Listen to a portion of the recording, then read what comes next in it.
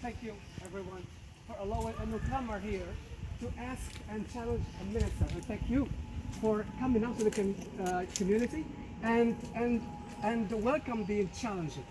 That's unheard of. So my question is about the children in state's care. I love this country, but there's one aspect I don't like about this country. Children in state's care, they find themselves in some bad family.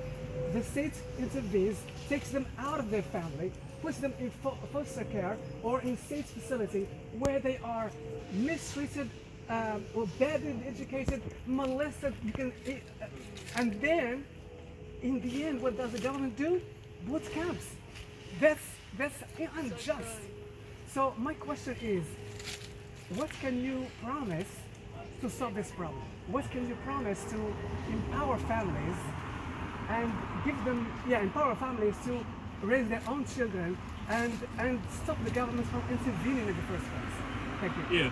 Well, first of all, thank you, sir, and thank you for participating in this meeting in such a good spirit.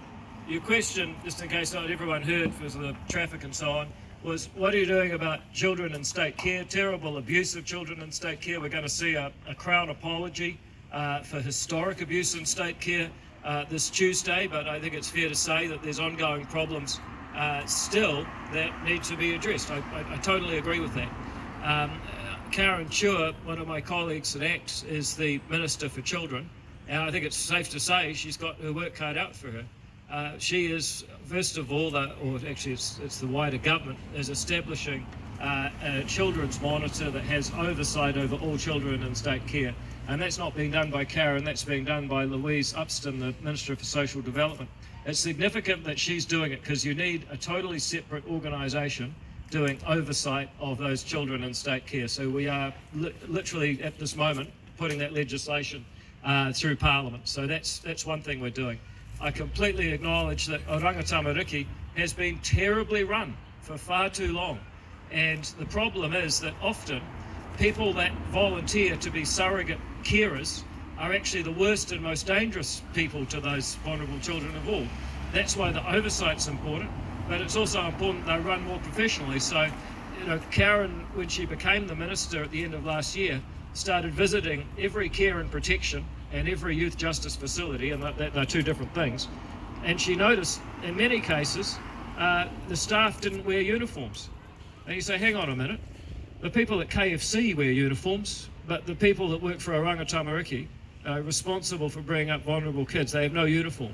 So that's just the tiniest, littlest thing, because there's many other things, getting rid of people who are frankly delinquent in their job. She's done quite a lot of that and had a bit of kickback. A lot of the facilities are in a terrible state. The level of maintenance doesn't exactly tell a kid you're valued when you see the state of some of those places, so she's significantly cleaning those up. She's also done a lot of hardening, because it turned out the reason kids were climbing up on the roof, I think there were 14 incidents of that last year, one this year, is because the really basic things to do with security. So in terms of just overall professionalisation of OT, I think Karen can point to doing a really good job on that, and the uniforms are symbolic, but it shows you quite how bad things were. You talk about boot camps. I think that's a little unfair. I was at the inaugural opening of the so-called boot camps. They're actually youth military academies or military-style academies.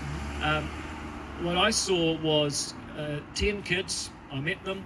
They were pretty hard up. A lot of them had done pretty bad things, but they'd actually self-selected to go into this program.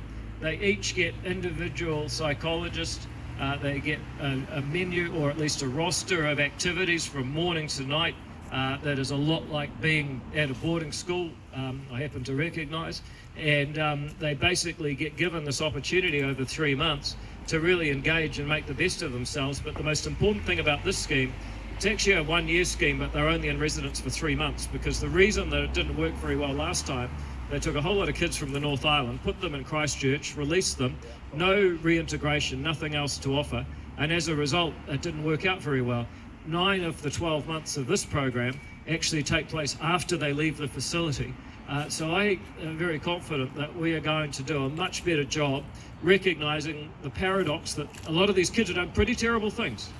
Terrible things to human beings, terrible things to their property. They've assaulted them and worse. However, they're also still quite young. So you have to be firm, but you also have to give them an opportunity, and that's what I think we're doing. So, look, Sir, you've obviously had some experience or engagement that feel so passionately about this. I hope you recognise that Karen Chua, I think, is doing a tremendous job and getting a lot of flack along the way. So, thanks for your question. Okay. Right, I'll give a half length